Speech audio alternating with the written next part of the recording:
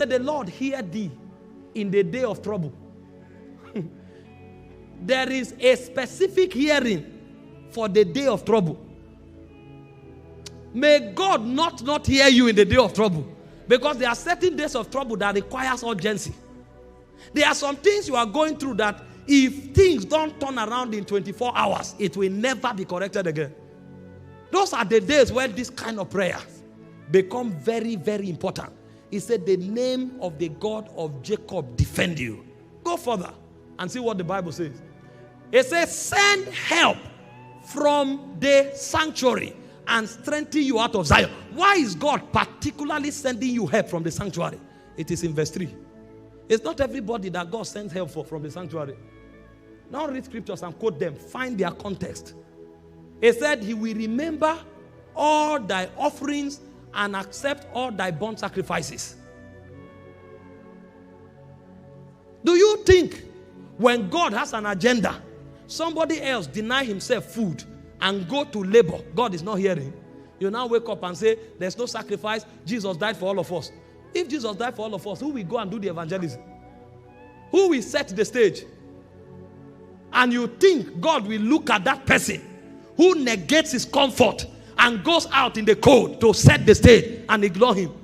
He said those kinds of people, God sends them help from his sanctuary. We are not the same in the eyes of God. In salvation we are equal, but in kingdom we are different. Because in kingdom God has an agenda, and God can boycott 1 million people to attend to those who are servicing his agenda. Because if those people are not there, his agenda on the earth will be truncated.